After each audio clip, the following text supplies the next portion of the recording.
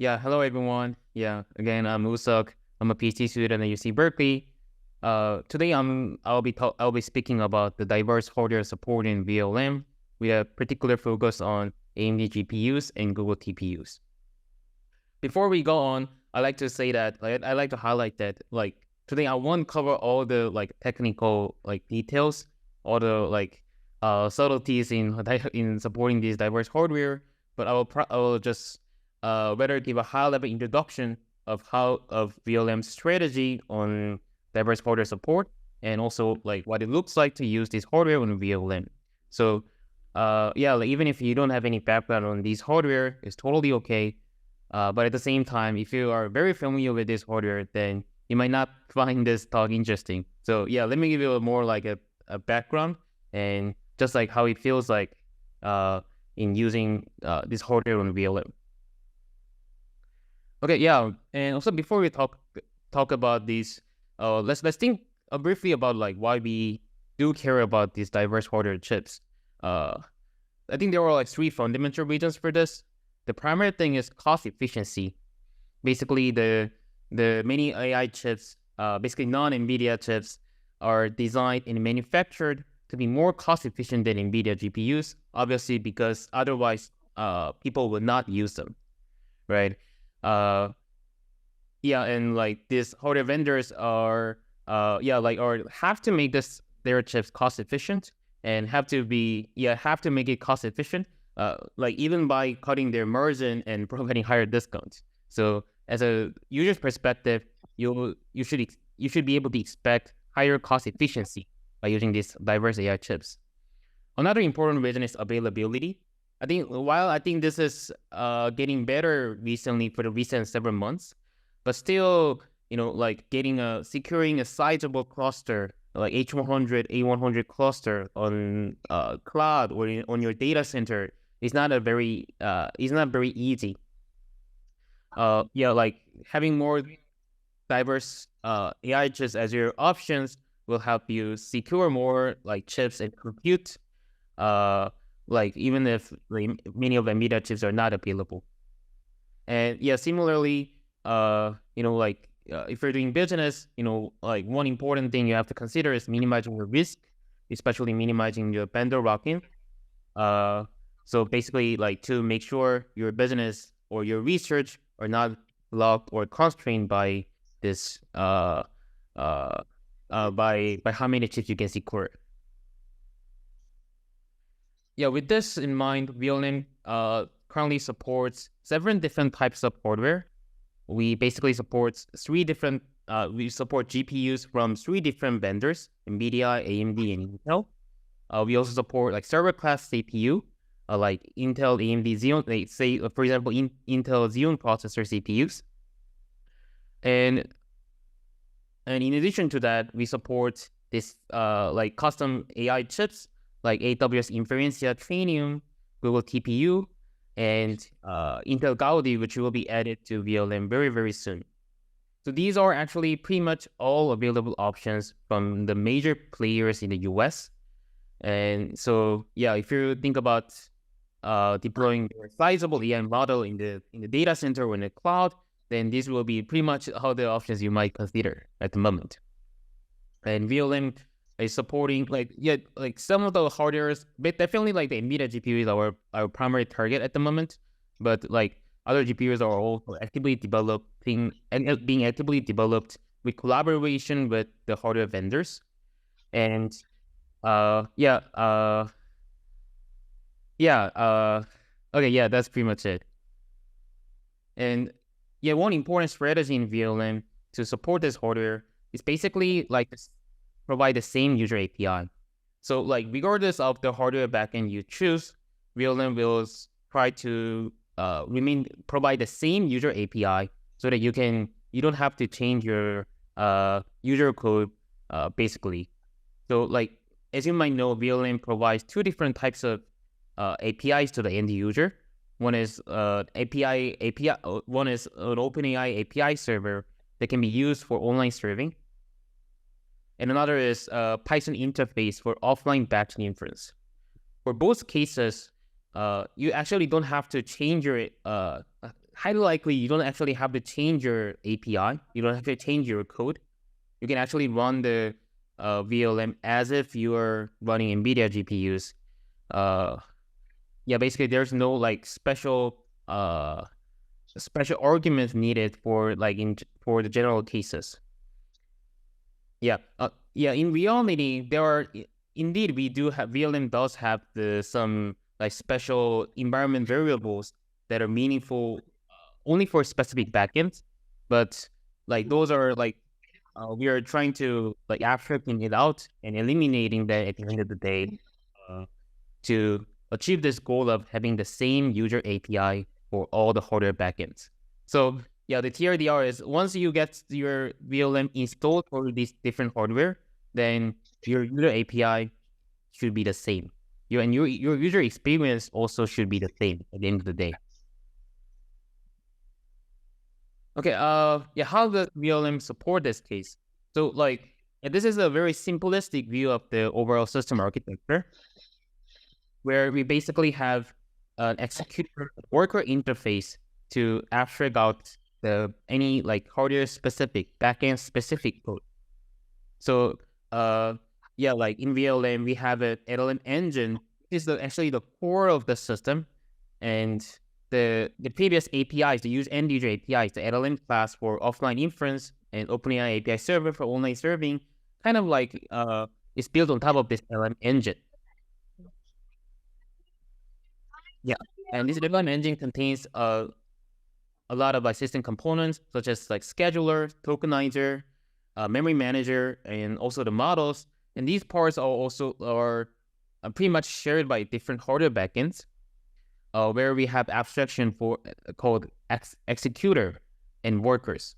So executor basically kind of like defines how we like spin up the processes for the different types of devices, and how to broadcast the inputs, and also how to like set up the processes and how to connect them. So this can be different for like different hardware backends. So we have different executor for different hardware, and the worker abstraction also deals with how to actually execute the model on that target hardware, often with the distributed inference, tensor parallel inference. So basically you can think of like we have this executor and worker interface for all different hardware backends like GPU, TPU, neuron, and Gaudi, and CPU. And these all executors and workers share the same like high-level components like scheduler, models, memory manager, as well as the end user APIs. So that's why we can have the same user API for all different hardware backends. And another thing I like to note is that it's basically how we support distributed inference, actually like particularly tensor parallel inference. What we found is that basically the Megatron style manual sharding, which vLLM or all other inference engines use for to shard transformer models on NVIDIA GPUs, it actually generally works well, not only for NVIDIA GPUs, but also for all other hardwares. So we use this same manual sharding, manual partitioning strategy for all hardware backends, and that also contributes to the simple user API with this with this like tensor parallel slides argument. This might change in the future for other hardware, but so far we find this generally work well. And today's focus basically on this talk, today's focus is particularly on AMD GPU and Google TPU. Actually, like if you look at these like 7 different types of hardware, you can find like 2 main paradigms in AI chips currently going. So one is GPU and another is systolic array. So AMD GPU kind of represents the approach to build like better and cheaper GPUs based on the same philosophy as NVIDIA GPUs. And basically Intel GPU has the same kind of strategy. On the other hand, Google TPU kind of represents the systolic array-based approach, which is more AI-focused and simpler than the GPU approach. And the AWS Neuron, the Inference Trainium, as well as Intel Gaudi, kind of also like follows this paradigm. So these AMD GPU and Google TPU can be understood as representatives of these two paradigms going on in the AI chip world.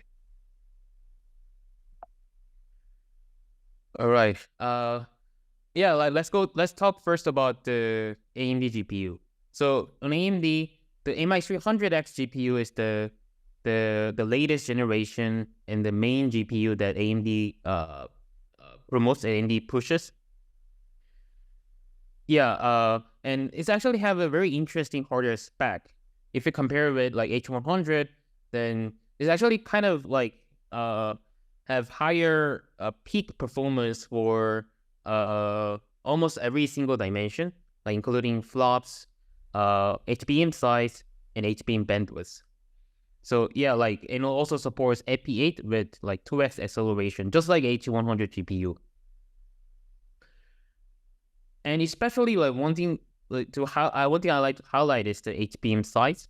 Basically, yeah, it has like more than 2x higher or larger HBM size than H100 GPU, which makes it possible to serve, say, Mistral like 87B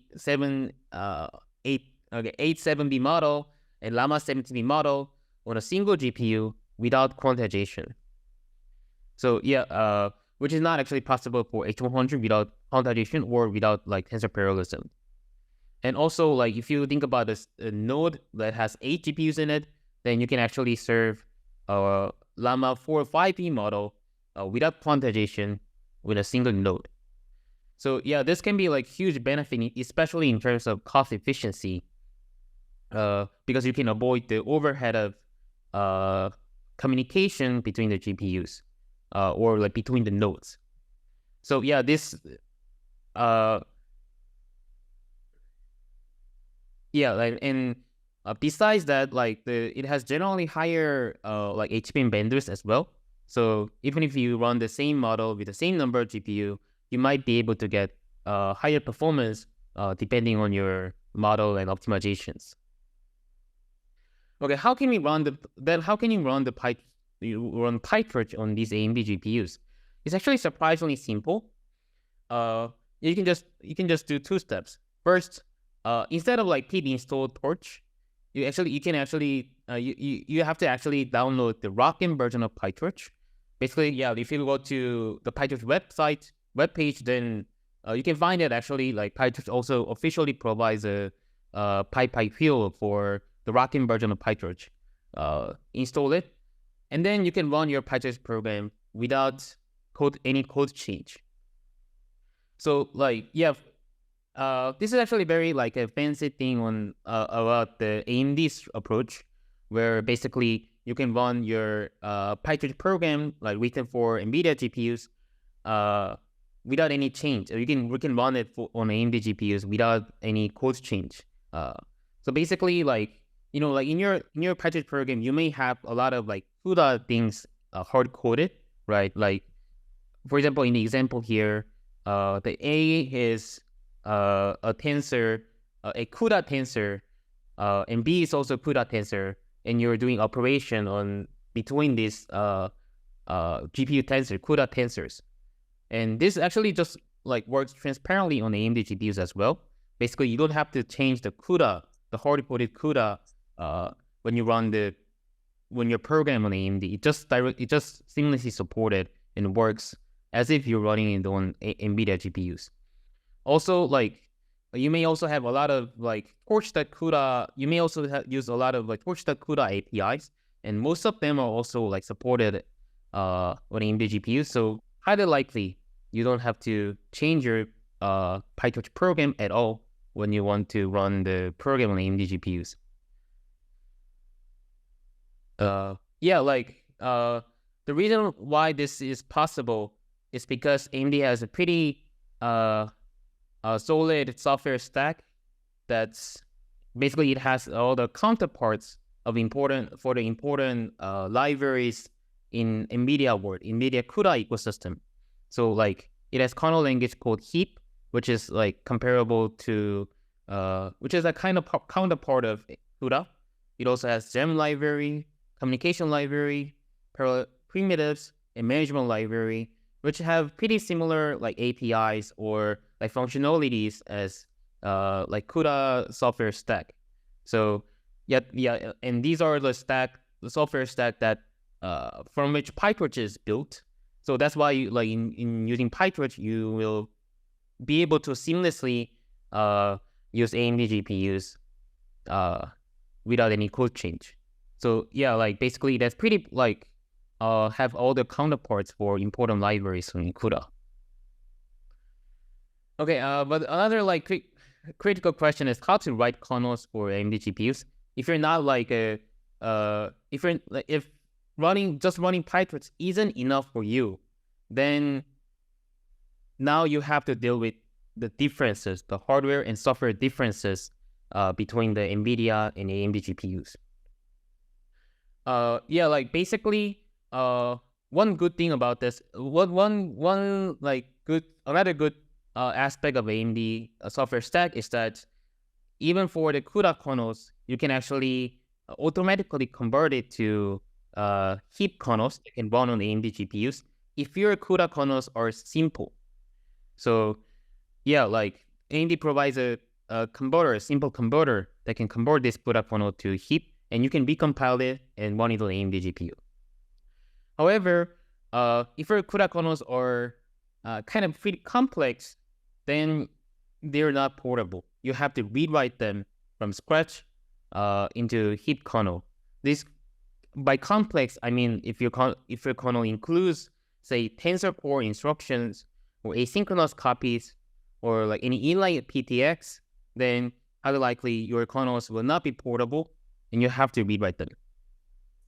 And a corollary of this is that the kernels written in Cutlass are highly likely not portable to heap, so you have to rewrite it. So for example, like the flash attention library is written in Cutlass, so those libraries are not like directly portable to heap. You have to re-implement the library using the heap language if you want to run it on the AMD GPU. And also there are some hardware differences as well, although like they are all like in the category of GPU.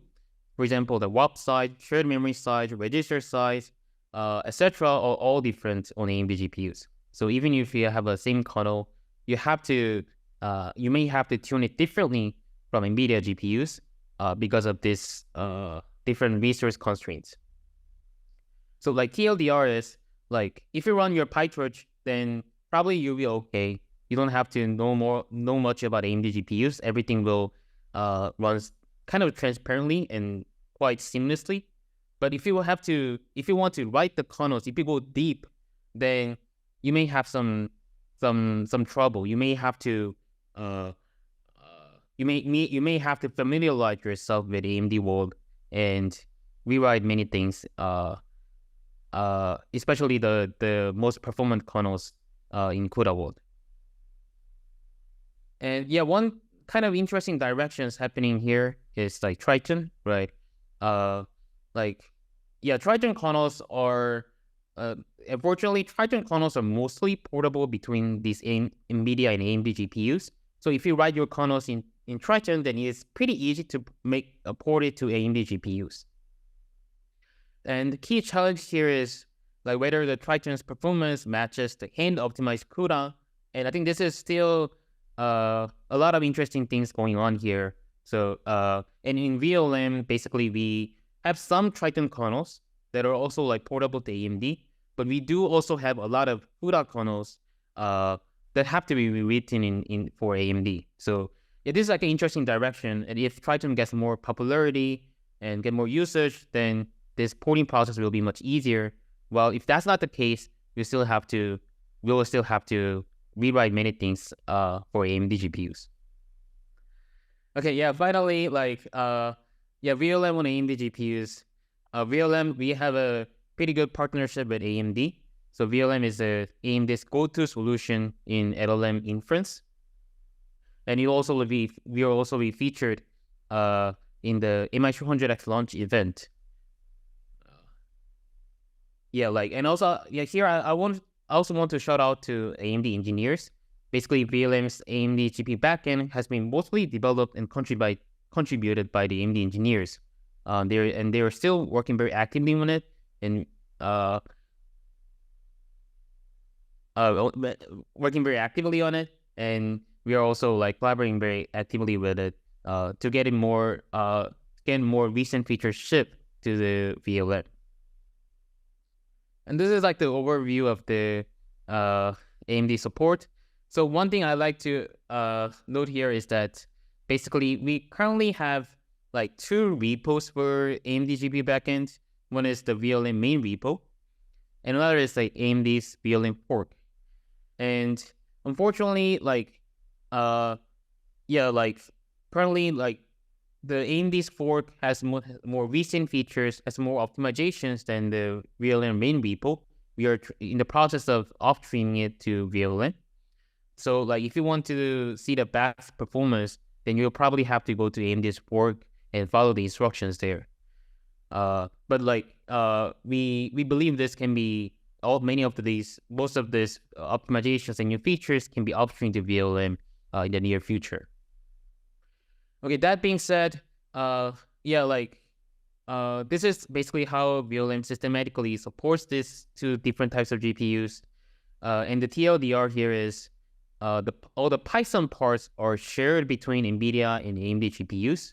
So for example, like the executor interface that I discussed earlier, from that interface, the workers, heap CUDA graph, and like PyTorch model, and even the Triton kernel are all shared between the NVIDIA and AMD GPU. And the main difference is the CUDA kernel, whether we have CUDA kernel for this feature or whether we have heap kernel for this feature. So they kind of like share many of the system components in vLLM, most of the system components in vLLM, and the major difference is still on the kernel side. And as a consequence, basically AMD GPU supports most of the features that vLLM supports on NVIDIA GPUs, including like including pipeline parallelism, for example, which is a very recent feature.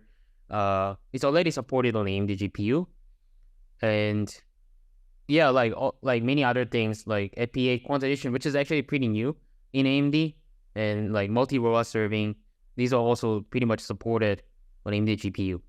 And some advanced features like prefix caching, chunk prefills, speculative decoding are also functionally supported, while we do need to further optimize it because they have less optimized heap kernels, while we have more optimized CUDA kernels for NVIDIA GPUs.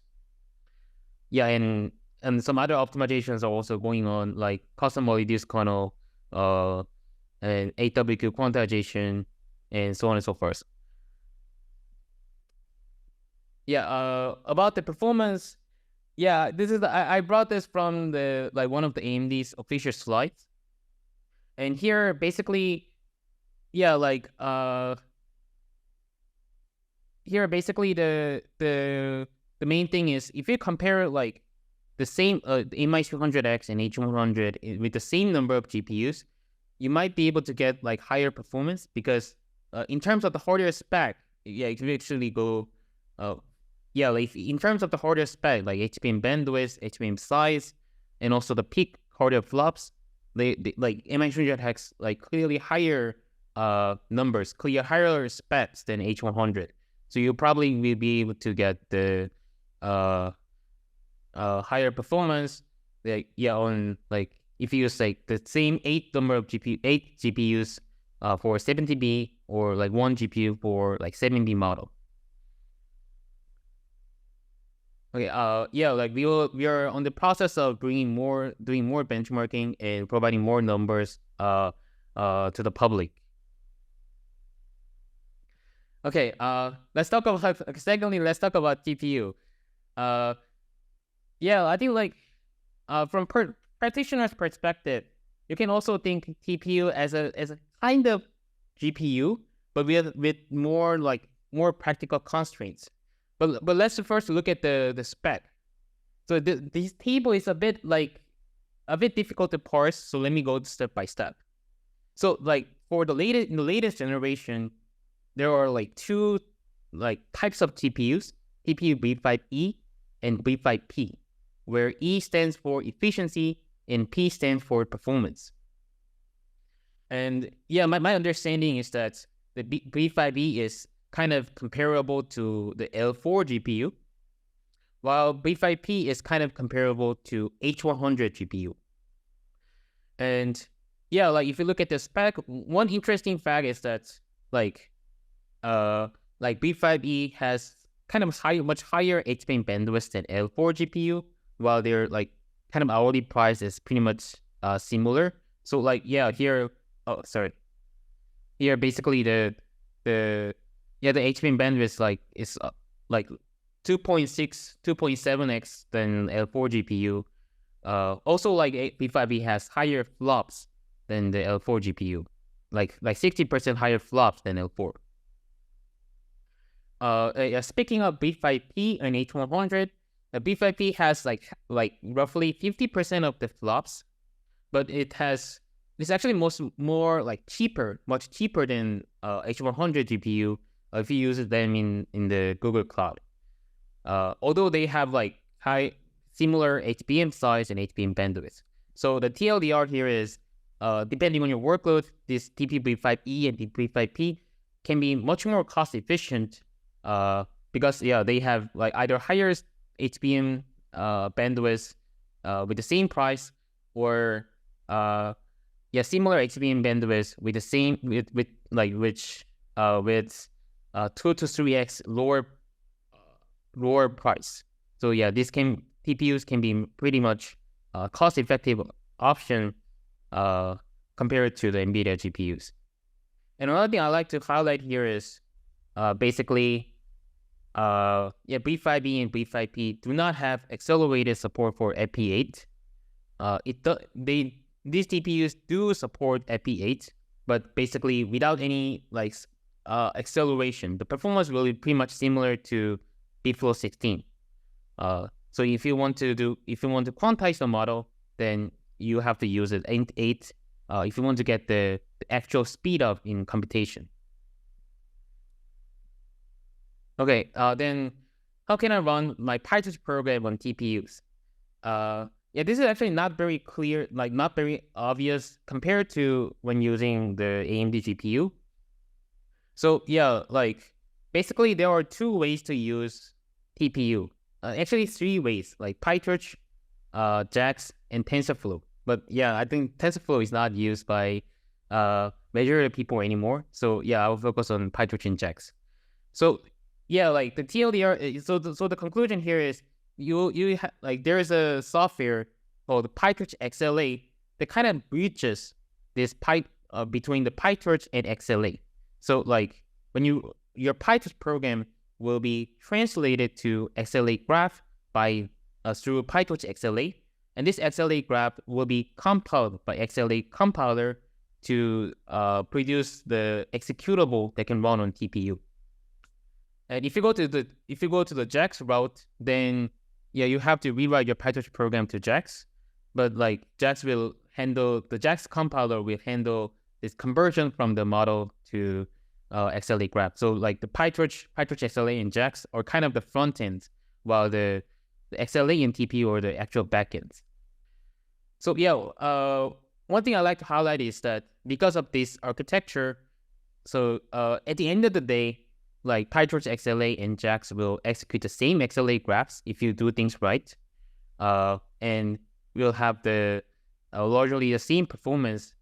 Again, if you do things right.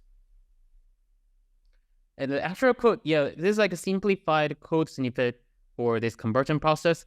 So basically, we use Torch compile API to parse this model, and also use the OpenXLA backend to compile it with XLA compiler. This process does not always work. You will have a lot of restrictions compared to when using AMD GPU, but vLLM handles these complexities and make sure you can run a lot of like models like Llama, Gemma, Mistral with on top of TPUs. Okay, yeah, this is like also like simplified view on how vLLM supports these two backend as a system. So basically, as I discussed earlier, these GPU and TPU have different executors and worker APIs. But the key thing is they still do share the same PyTorch model code. So this is actually why we chose the PyTorch XLA over JAX. So like basically like your PyTorch model or like the PyTorch model code in vLLM can be transparently converted to XLA graph using the PyTorch XLA. So yeah, we can share the same code. And this makes it very easy to support new or custom models. And also seamlessly supports the Hugging Face checkpoints formats available in the Hugging Face Model Hub. You can basically download any, say, Llama model checkpoints in Hugging Face in, like, say, safe tensor format or like whatever PyTorch format, and run it on TPUs transparently. And besides that, we try to do a lot of code reuse. For example, like when supporting tensor parallelism, the GPUs and TPUs can use the same ray-related utilities to spin up the processes and also like set up the processes. Yeah, the TLDR is like we are very focused on like sharing the model code and supporting diverse PyTorch model. And yeah, that's the key feature, the key strengths that vLLM TPU backend has supported. And another thing I like to explain here is the Palas kernels. So basically, TPU also provides a kernel language so that you can program your kernel on TPUs and run it. And yeah, that language is called Palas. It's kind of embedded in JAX. And you can think of it as a OpenAI Triton for TPUs. They have pretty much similar philosophy as to the OpenAI Triton. And yeah, and the very good thing is that we can actually program TPUs, not only using the PyTorch or JAX API, but also with the low-level kernel languages.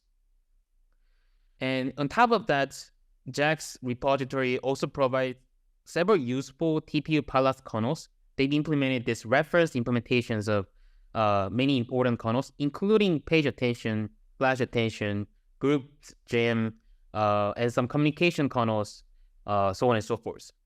And vLLM utilizes these kernels through some PyTorch XLA wrappers. So that's actually like one other reason why the TPU support can be very good, because like Google has open sourced a lot of like useful kernels, and we can basically vLLM and actually other libraries also as well can utilize these kernels out of the box. And another thing I like to highlight is like how to really deal with the static shape requirements in TPU and XLA. Basically, for these LLMs, we have the input shape as this. The input has the shape of batch size, sequence length, where the batch size, both batch size and sequence length dimensions can be dynamic. However, the TPU or XLA has these static shape requirements. So you have to, so basically, if your input shapes are dynamic, then you have to, then you will get in trouble. So to work around this, we do a technique called bucketization. So basically, for prefill, we kind of like limit the batch size to 1. So we only like execute one prefill, one sequence, one request at a time. And pad the sequence length to the next power of 2, and then compile it for these specific shapes, these certain shapes. Like that's how we deal with prefill. And for decode, because the sequence length is always 1, the new generated token, we pad the batch size to the next multiple of 16 or 8, so that we can like support diverse batch sizes without compiling it too much.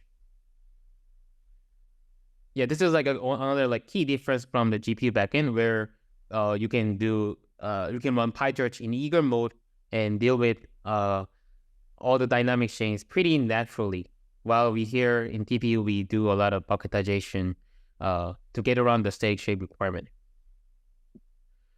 And yeah, in terms of the features, TPU currently supports, the TPU backend currently supports all major features, I would say, to run your model.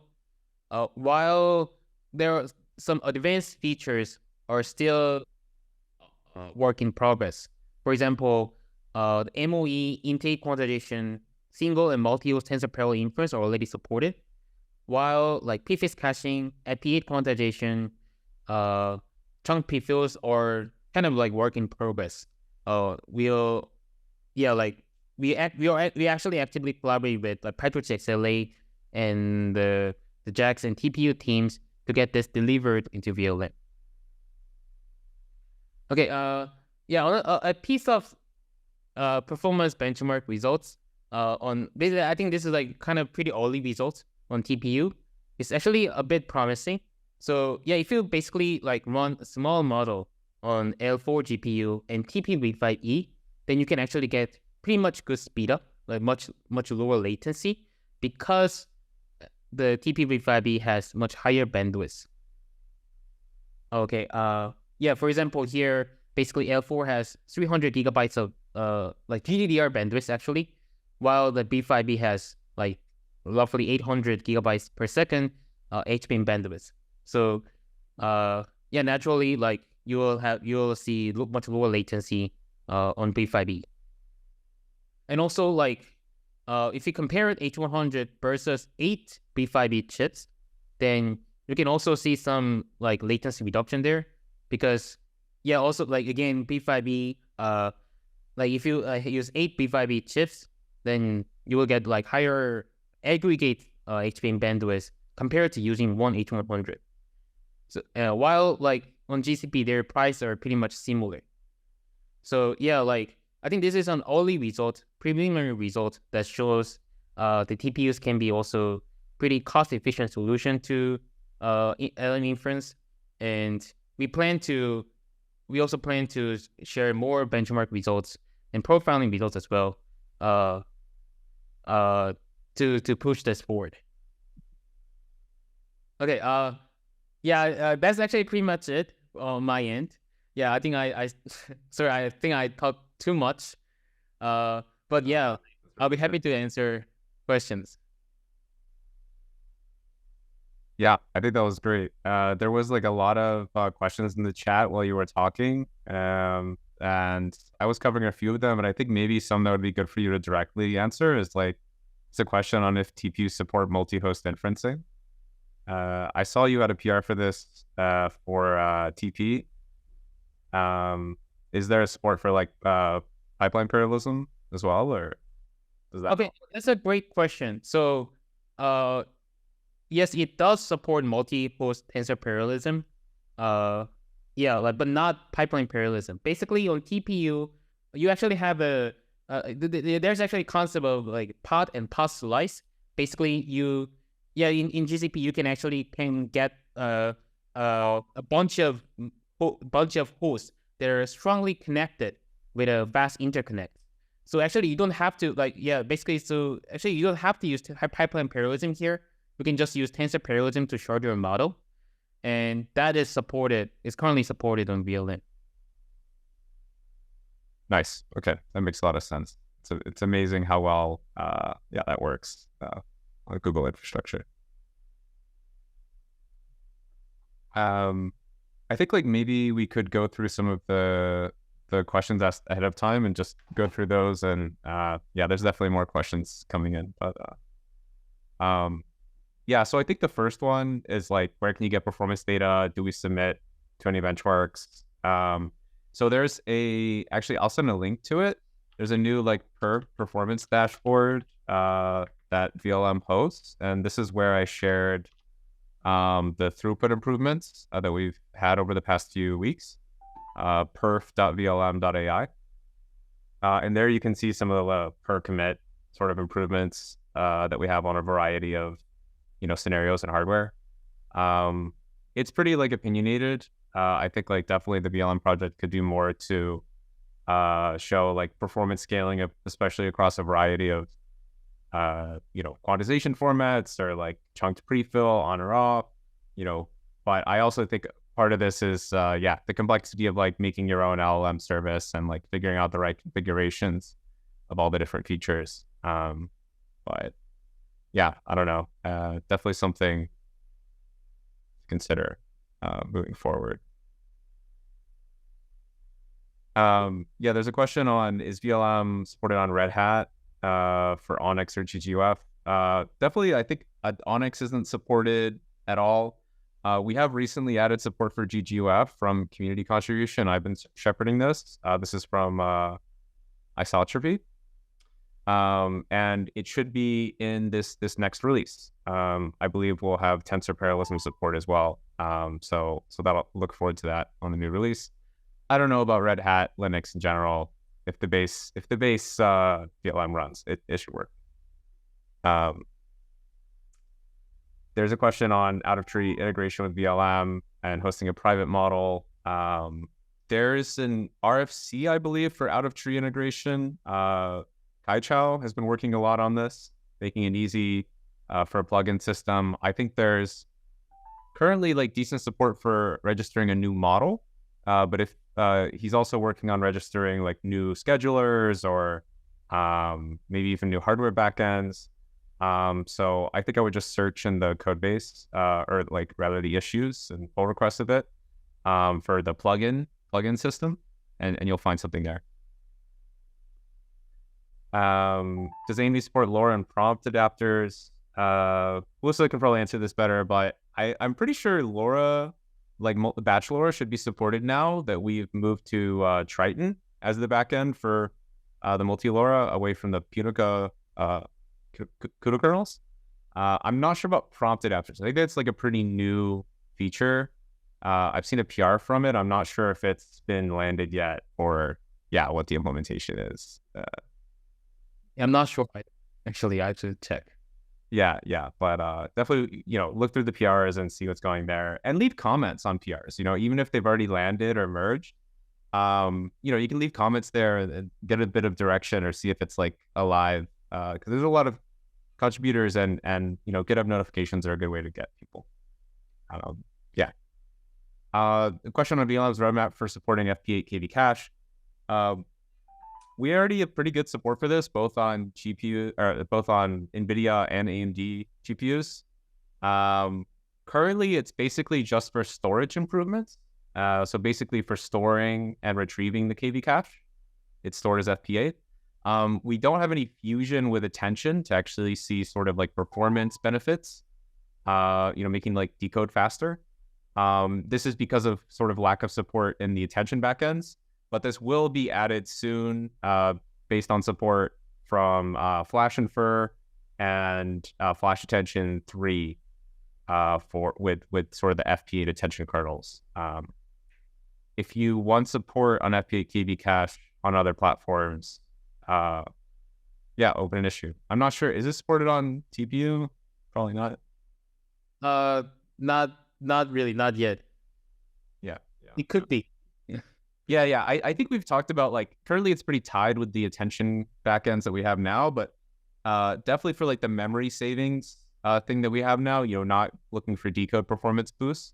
It should be like once we refactor it well, it should be pretty easy to just implement this as like a Triton kernel or something for efficient compress and decompress and sort of pull this away from the attention backends needing to implement it themselves.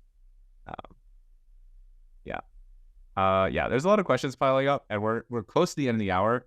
So definitely we'll go through the questions here and maybe wrap up with the last slide. But we'll I'll at least stay on and talk more for the questions coming in. I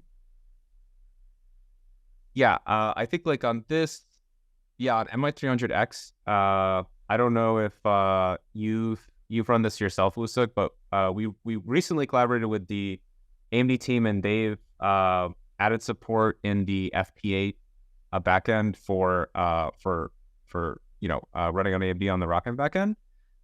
So this should work with the right checkpoint. Specifically, I think like an auto FP8 checkpoint at the moment.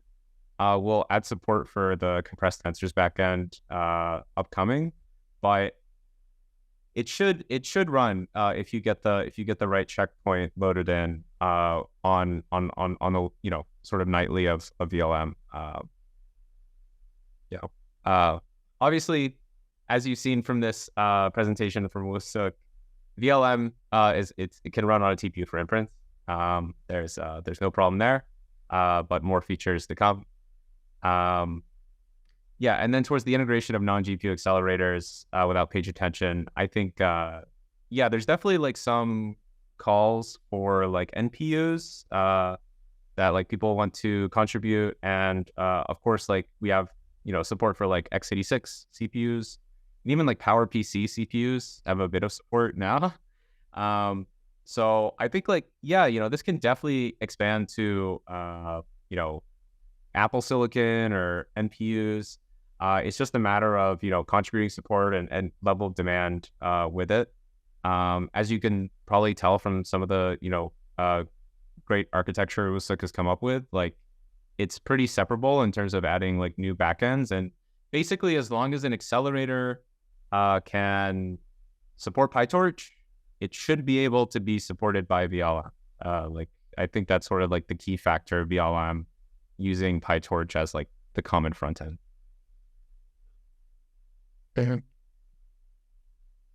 Yeah. Okay, thanks.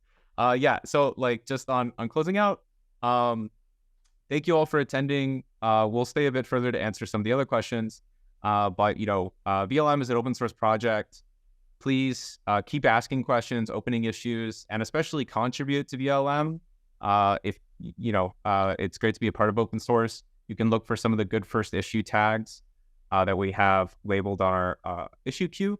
And of course, like build things with vLLM. This is the best way how you'll understand what features you need implemented or what things aren't working for you currently in the project, is to build things on top of it and use it. Of course, please give us feedback. We'll share the recording on YouTube a few days after this. And definitely let us know any feedback on how we can better serve you with these office hours. Please sign up for the future office hours. We'll be hosting a lot more. These happen on a bi-weekly basis. And lastly, just a plug for Neural Magic. We're hiring and we're working a lot on vLLM. So if you're interested in that, we're happy to talk with you on your next stage of your career. So yeah, thanks a lot.